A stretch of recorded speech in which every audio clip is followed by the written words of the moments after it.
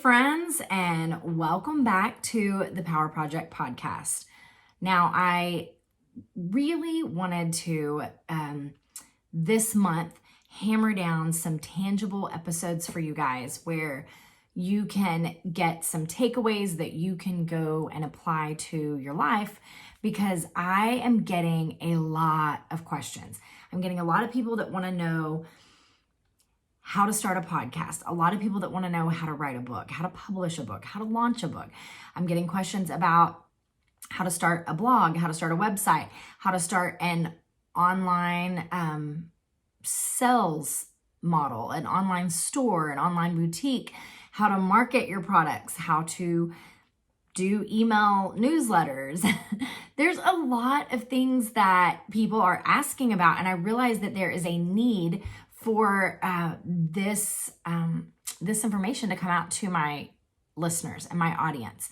So therefore, I have taken the chance to create some really great tangible episodes with takeaways for you guys. And the International Women's Day was on the March 8th. We are now on, it's now March 12th, I believe, when this airs. And in honor of all of that, and this being Women's History Month, and this really being the birth of this platform, I wanted to break down for you guys what my timeline looked like, because oftentimes we see someone's success at the end of a journey, but we don't necessarily think about what they went through to get there, or how long it took, or we think it's an overnight success versus something that has been years of culmination. So for me personally, I started in January of 2017. I had my first really idea of knowing that my call, my purpose in life was to be speaking into people and empowering people. And I had no idea what that looked like. That's when I really felt the call to step outside of the business space I was in and apply that to a wider audience and cast a bigger net and reach more people, and just really transition with what I did in my sales business and building my sales team and training my sales team and speaking to them and helping them realize their strengths and their talents and their gifts. I knew that I also wanted to open that up to people outside of just my skincare business. I knew that I wanted to open it up to people all over and help them realize their purpose and own their power. So that was January of 2017. And then in May of 2017, I started writing the Power Project book, where I didn't even know what it was going to evolve into. I just knew that somewhere along the way, I was going to share my story and then also help others realize their own purpose in life. By November of 2017, I had this idea for this retreat, and I wanted to have a retreat for women where I could speak into them and help them realize their purpose and learn about self-care and personal development and really owning their gifts. By January of 2018, I had hosted my first Power Project retreat where we did just that, and it was beautiful. It was amazing. By March of 2018, on International Women's Day, which was March 8th, 2 years ago, this week, I launched the Power Project vlog. And what I want you guys to realize is that I literally woke up that morning, thought, I need to do something for International Women's Day. I should find a way to spotlight women in business. That was my first thought. And I kind of thought women that I was connected with in my skincare business, because there are so many incredible women there. And spotlight them and just share with the world how they've stepped out of their comfort zone, they've overcome fear, they're walking in purpose. That ended up, the idea as the day went, it literally happened in one day, like over coffee. It evolved into possibly spotlighting women that were just leading, period, in ministry, business, nonprofits, overcoming obstacles. And so I interviewed my first guest on March 8th. I kicked off the Power Project vlog. Said this is going to be a platform where we spotlight women and we learn from one another. That was March of 2018. So by, let's see, let me check my notes. So by September of 2018, I had launched the blog and the podcast because I realized that it needed to be a different platform and a platform that I owned versus a platform that can get bogged down with some algorithms and what have you. And I wanted to reach as many people as I could reach and also reach those that weren't following me on social media. I wanted a platform of people that I could speak into that didn't know me personally, that I could lift them up and encourage them. That's how we ended up here and having this conversation. And then now, March of 2020, we are publishing the Power Project book, A Journey of Purpose. I document my last 3 years from January 2017 to today of really this whole process evolving. All right, that sounds great. Once again, you're thinking, that's awesome, but I need to know how I can start my own purpose journey, how I can take action, how I can do this and answer the call and walk in purpose. So it comes down to this. We have to be willing to start small, you guys. We have to be willing to start exactly where we are, because if we start to fail the moment that we fail to start, 100%. And this is the most common failure I see with anyone on a purpose journey, is that they don't simply start the journey.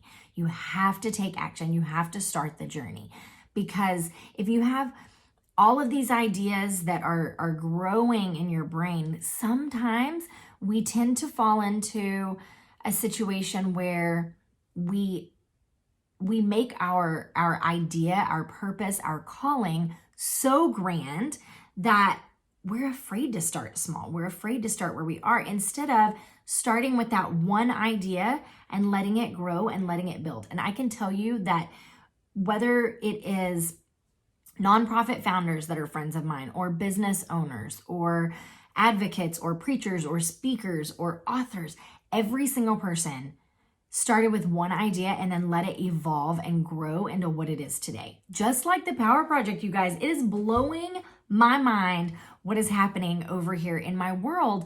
And it's because I was willing to take action. So right now, number one thing, we have to be willing to take action. That is it, right? And we have to be willing to take action on the small things. We have to be willing to say, sure, I'll do a Facebook Live video with a friend and interview her and have her share her story with my audience, and let that be my kickoff starting point, right? Then, and we have to be willing to do the small retreats, or the small events, or the small subscribers on our channel, whatever it is. We just have to be willing to start with that one mustard seed, right? And let it grow and let it multiply. So if you have these thoughts in your mind and they're rolling around, the best way to take action is to get them out of your mind. Because if you don't give them life, they are never going to come to fruition. There's two ways that you can help your thought process come from in your mind and out into the world and fully be in serving your purpose. And the first way is going to be, write it down, you guys. If I had my phone on me, I keep a running list of notes in my phone with every single idea that I have. Every idea. And you guys, my mind runs like 90 miles an hour or 1,000. And I also happen to be on the Strength Finder test. I'm an achiever, an activator, a communicator, a strategist. I'm all the things that are really strong personalities that tend to generate these ideas. I know that I can't do them all at once, but if I get them out of my mind and into writing, then that's something I can revisit at any given moment, even if the time's not right at that point. So I write it down. I write down every idea I have about it. That's what I did the morning that I launched the Power Project vlog. Every single idea that surrounds that call, I put down, you can write it in a journal. You can keep a journal like this where you write ideas down, or you can keep a note in your phone. I keep a note in my phone for that reason. And then the second is that you need to tell other people about it, because otherwise it's just something that you're holding on to and you're not proclaiming it to other people that can speak life into that can pray over that can encourage you, that can uplift you, that can hold you accountable when you don't follow through with the idea that you told them about. The ones that can say, hey, I told you to write a book. You said you're writing a book. Let's finish the book. The ones that will say, you mentioned doing a retreat. Let's do a retreat. The ones who will say, when are you launching that social enterprise hat company? All of these things, you need a trusted group of two people that are your trusted group that you can go to and say, this is my idea. Why two? Because the Bible says that where 2 or 3 are gathered, there he is. So build that community right there with your 2 or 3 of you, where you talk about this idea, you pray about this idea, you dream about this idea. And then the second step of starting small is going to be identifying your mission. You want to get really clear about why you want to do what you're doing. Okay? Like, why?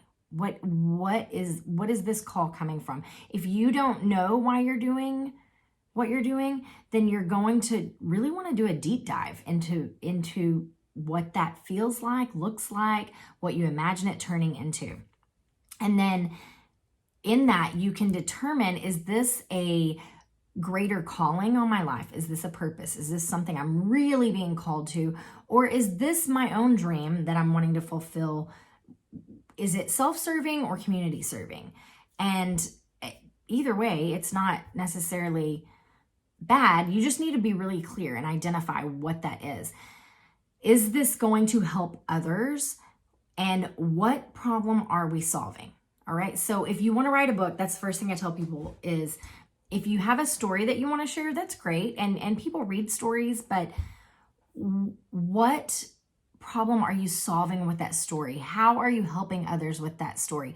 What are you teaching people with that story? Sometimes the story that we want to share just needs to be placed in a journal for healing, in all honesty. And sometimes it turns into airing dirty laundry rather than serving a community and helping others. So let's get really clear on identifying our mission. The third step to starting small is going to be researching the field that you are entering. So whatever this looks like, if it's an industry, if it's a creative space, I am an avid researcher to the point where I sometimes get frozen in analysis paralysis because I'm researching something rather than taking action. So don't get sideways here on that. Don't get twisted on that, but research this field and decide who is the audience within that field. Who are the people that are being served by that field? And then who is in that space already? Research the people that are there. If they're authors that are in the same genre as you, if they are bloggers, if they are YouTubers, if they are nonprofit organizations, what have you, whatever space that you're entering, let's do a lot of research on that. And let's figure out what sets you apart from others in this space. What do you uniquely bring to the table? How are your gifts and your talents going to serve this space? And don't let this turn into the comparison trap. Don't let this turn into intimidation. Don't let this feel like because other people are in this space, you can't be in this space. Because you guys, there are far more people not hearing the message that you have to deliver than there are people delivering the message. So we need more messengers.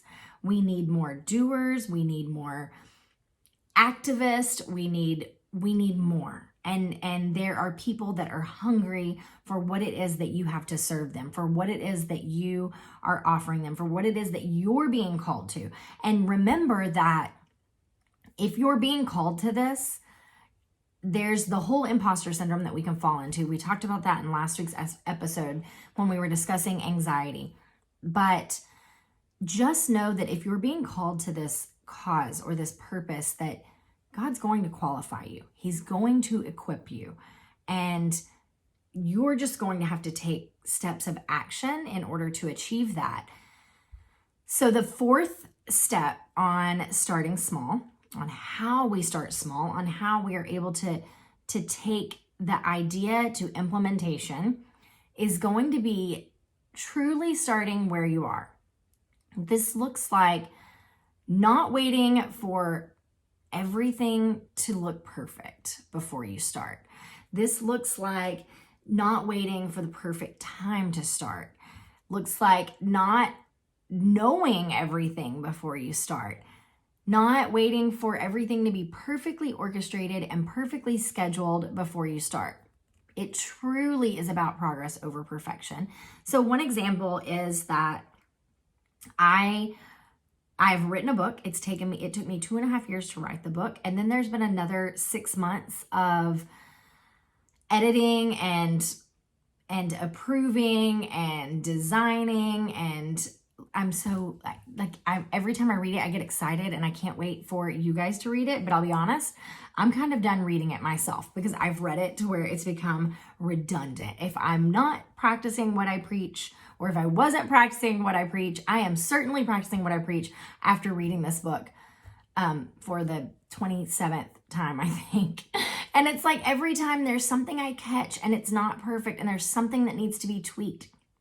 But the bottom line is it has to be released to the world. And as I was before I had submitted it over to the publisher, when I was really in the place of doing my final rough edits, my final laying out of the book and making certain that it had a good flow, I kept going back through and changing things. I kept going back through and adding to chapters and removing from chapters and adding to stories and subtracting from stories. And my husband said it best. He said, listen, if you don't quit editing, at some point, you're writing a totally different book than what you've written. So it truly is about progress over perfection and starting where you're at. Now, is my first book going to be a home run out of the park, amazing New York Times bestseller? From my lips to God's ears, I would love for that. However, the reality of it is just the fact that it may take me a few books to get to that level, but I have to be willing to start with what I have and where I am at. Now, that looks like starting with you. You are the most implemental piece to all of this. The action that you take in starting small, it comes down to you. And this is where you're going to do, you can call it whatever you want. I've seen it called all types of things. I like to call it a brain dump. This is where you are going to take your pen out, your notebook out, and you're just going to start writing. Who are you? Like, you can circle that at the top of the page. What drives you? Like, literally what drives you? Not what you want to say drives you, but what truly fuels you in the world. And this is because when you get into these things and when you get into the hard times, because trust me, it's not easy. It is not easy. Those of us doing this, we're not just falling face first into luck. We are having to take steps every single day to continuously step out and take the actions and start small. So we're going to talk about what drives you, what fuels you, so that we can hold on to that and it will keep driving us and keep fueling us when it gets difficult. So look at what pushes you and what drives you, and then also what fuels you. So meaning, what drives me to get out of bed? Is there a certain temperature that I need to make myself get out of bed? Is there a certain song that I need to get myself out of bed? Is there a certain process, morning routine, whatever it is that's going to drive you for the day, that's going to push you for the day? And then what fuels you? What is filling your soul up and keeping you going? You can call this, people call it their why. your purpose, whatever it is, whatever you receive that keeps you going, you need to get really intentional about what this looks like and put as much of that in your life as you can. So this is all on the brain dump, right? Drives me, fuels me, and we're just, whatever comes to mind, like your first thoughts. Is it a song? Is it a book? Is it a prayer? Is it a meditation? Is it an exercise? What falls into these categories? And then on the brain dump, we're going to go back to where we wrote out the ideas in our brain, in our mind, bouncing around inside of us. And we're going to write down what dreams are in your heart. Now, this is going to look like, taking the ideas that are in your mind. So if mine started out with, I felt like I was being called to speak into women and people and empower others. That was my idea that was in my mind. Now, what dream is in my heart that surrounds that? So my dream there is going to be hosting conferences for thousands of people to be inspired and empowered. Or maybe it is writing a book, or maybe it is starting a podcast, or maybe it's starting a blog, or maybe it's starting a nonprofit organization or a social enterprise, or being a preacher and serving your local church, being an evangelist, being in missions, whatever that is. So take the idea that's bouncing around in your brain of what what you feel like you're being called to do, and then let's turn that into that dream that is in our heart. Write all of it out. You guys, my dreams have multiple phases. My dreams look like I would like to start a hat line. And I would like that to be a social enterprise hat company to employ traffic survivors. And I would like to provide business mentorship around the traffic survivors that are employed during the time period they're employed. And I would like to provide a residential piece where they can work and live in the same place. So really get intentional about this dream, about the levels of it, about how deep it goes. Write it all down. If it scares you, awesome. The big impactful things usually scare the crap out of us. So that's great. But fear does not belong here. So we're writing all that down on I need to come up with a prettier idea or name for it other than brain dump something. Maybe you guys should send me an email with a little name that you would like me to refer to it as other than brain dump. Yeah, send me an email. Give me your recommendation and I'll start referring to it by some other beautiful name. So we're going to also look at what strengths, we're still in the brain dump, we're still talking about it starting with you. And what are the strengths that you possess that will help you serve this space? I've said it before, I'll say it again. If you don't know your strengths, go take the Strength Finder test, go take the Enneagram test, talk to others around you to see what strengths you bring to the community around you. Write all that down, because as you're starting small, that is the easiest way to know how to take action. When I started volunteering with the aftercare home where I mentor survivors and teach a business class at, I went in and I knew my strengths at that point. I had done some personal development and I knew what I had to offer this organization. So I went in and I said, my strengths are that I am a speaker and I am a mentor. Those are where I excel. Not that I wasn't willing to start smaller than that.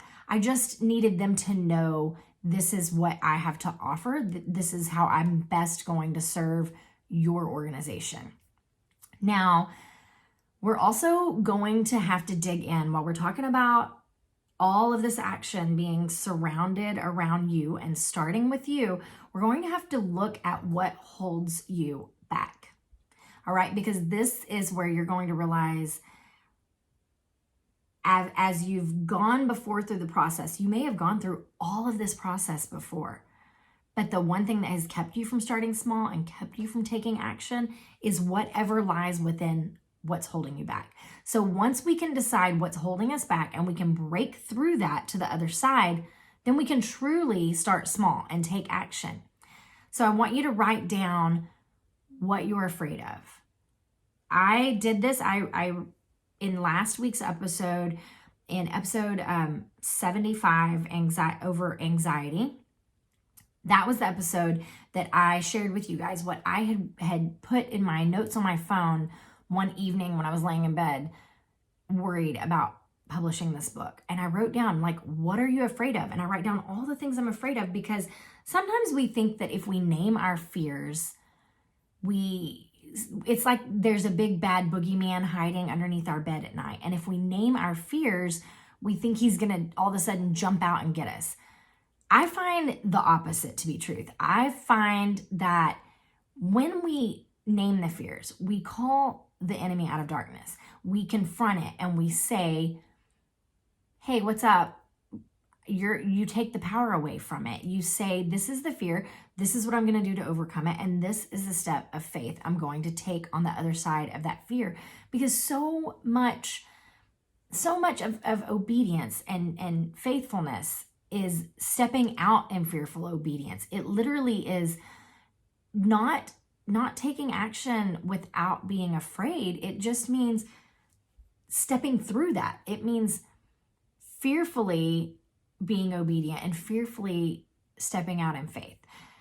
So after we write these down, after we call them out, we're going to develop a courageous mind. We're going to create a courageous mind, because I don't believe that courage is a void of fear. I believe that courage is calling fear out and still taking action and still stepping through that.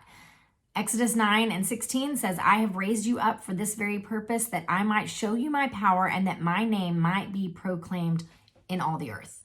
So this is how you're going to develop the courageous mindset. When you start realizing that it is a greater power than you.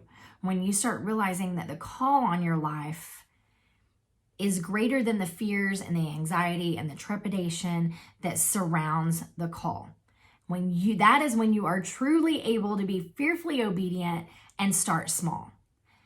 Now, the final piece to starting small is going to be realizing what you do not know, because a lot of times people want to pretend that they know exactly what they're doing and they're an expert. They've set themselves up as experts. They've faked it till they made it. However, when we are really honest about what we don't know, that's how we learn and that's how we gain knowledge, and that's how our starting small can start to grow and scale, and our businesses can scale, our books, our platforms that we have, our nonprofits, whatever it is that we're going to do. When we admit what we don't know and we work on gaining the knowledge, this is how we keep growing. So for starters, we're going to write down everything we don't know. Like, I don't know, for instance, when I started this podcast and I plugged my microphone, my cheap little microphone, into my computer, I could not make the sound come out of my computer after I recorded my episodes. Little did I know it was simply a sound output on my computer that I needed to change. I knew that I struggled with technical issues like that. So I researched everything that I didn't know. I leverage the free education that is out there in the world for you, because you guys, there is a ton of free information out there. You can go to Google, YouTube, and you can find videos and podcasts that will tell you just about anything that you want to learn. I have read a blog, watched a video, listened to a podcast for pretty much everything I've learned. And then you're also going to, there's platforms like Skillshare, which I talk about on this podcast, where you can do a 60-day free trial with my code, or you can sign up and you can learn anything you want over there. Like, I have a class over there where I talk about the podcasting for dummies, like what you don't know when you very first want to start a podcast. I have that over there. But there are a ton of teachers with a ton of great resources where you can learn. And if you want to do that, you can go over to Skillshare and you can do Brandy Voth's Podcasting 101 class. And then there's a ton of other teachers that are great on that platform. You can also, so we have free information, We have paid for classes for low prices online. And then you can also hire a professional. Now we're talking about starting small. We're not talking about scaling an already established idea. So at that point, I don't necessarily recommend hiring a coach at a higher price. I have done business coaching. I have paid for it. It's a great investment in your business, but I don't think that is what we need to do when you're starting small and there's no revenue coming in and you're like at the very first idea stage. It's down the road. What I'm talking about as far as hiring a professional is, for instance, at our machine shop, I had to learn how to run an office at that time, and I had to learn data entry and bookkeeping and a lot of things that I don't know anything about. And I had to learn QuickBooks. So I Googled everything I needed to learn except for the things with QuickBooks that I did not know how to do. And I hired a professional. I brought him in. I paid him, I think, 2 days, maybe max, 1 or 2 days, to come teach me what it was that I did not know. Now, that being said, you can choose which way you want to go with that, but I just think that we need to decide what are the really important aspects. You might not need to hire a professional in the start small phase, because possibly your start small phase doesn't include things that you can't find for free on the internet or in a cheap course. Now, we are also going to learn how to, as we're looking at that list of everything we don't know, as we're looking at research, as we're learning how to do things that we don't know, we're also going to learn how to get help where we need help. Get help with what we can delegate and determine what we can't delegate. So what can you do that is specifically your gift? Make sure you do that. But if there's other things that you can delegate while you're starting small with this, do that. For instance, I record podcasts on Wednesdays. Wednesdays are my one day that I stay at home in pajamas and I work on course creation, podcast episodes, recording videos, recording podcasts. And my housekeeper cleans my house while I do that, because that is the phase we are in, because I have a platform to grow. And if we can afford to pay someone to clean our house, then we'll do that while I'm growing this platform. Maybe you don't have the funds to hire a housekeeper. That's fine. Delegate a chores list to your husband and your kids and get them to help you, because this is all part of starting small, taking action, and working with whatever resources we have at that time in our lives.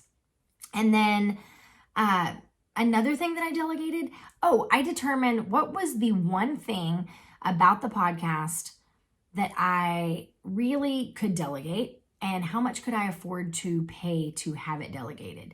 Because remember, it's all like a growing process where it's not generating income when you first start out. So you need to decide on your budget if you have funds to pay for part of the process of creating what it is that you're trying to create. So I really hate editing podcasts. I enjoy creating the podcast. And I needed someone to help me edit that and then also do some social media strategy help. And so I decided that I could hire a high school kid and throw them some money. Thank you, Maddie, for being the most amazing assistant that is so underpaid in the entire world. And so that was something that I could delegate, and then I could continue to create the content and produce the content. And there's times that I do my own editing because she's in college now and she's busy, and that's okay. But for the most part, I'm able to delegate that to her. So you can apply this to anything that you are launching in life right now, whatever it is, be it nonprofit, business, ministry, leadership, blog, podcast, whatever it is. You can apply all of these steps to starting small, and it makes it much less daunting because you're not trying to build the entire ship before you sail. You're just saying that here I am, I'm creating a boat and I'm working to keep this boat afloat, and then we will transition up to a ship one day. But start small, you guys, because otherwise you're just not pursuing everything that is out there for you to pursue. You're not following your purpose, you're not being obedient, you're not following your call. So if there's any way that I can help, I would love to help you. If there is questions that you have, you can email me personally, Brandy at the-powerproject.com. You're going to want to get your hands on my book. I'm so excited about this book, and there are so many nuggets of takeaway action steps that you can apply to your own journey of purpose. And so all the questions about how do I get involved in nonprofits? How do I start a business? How do I X, Y, Z? Those are thrown in the book, in my story, and you can learn from it and grow from it, hopefully. I'd love to have you let me know what you need and how I can better serve you with this community. So I hope that you enjoyed what you heard today. As always, it's my intention to leave you feeling inspired and leave you with steps that further your journey of purpose. If you can do me a huge favor, I do all of this to serve you because I love you guys. I love my audience and I love empowering women. If you can do me a favor in return, I would love for you to do two things. One is I need you to go write a review over on iTunes or Spotify, wherever you listen to this, and give me some stars. I'll take 5. Let's get crazy, because that helps raise the visibility on the charts so that we can continue reaching more people with this podcast. And then the second thing that I need you to do is hop over to the website, the-powerproject.com, and you can sign up for the newsletter, or you can join the book launch team, and the launch is going to be open through March the 18th, and you can be part of fueling the momentum behind this book. So I love you guys. I can't wait to chat with you next week. But until then, go out and live your best purpose-filled lives.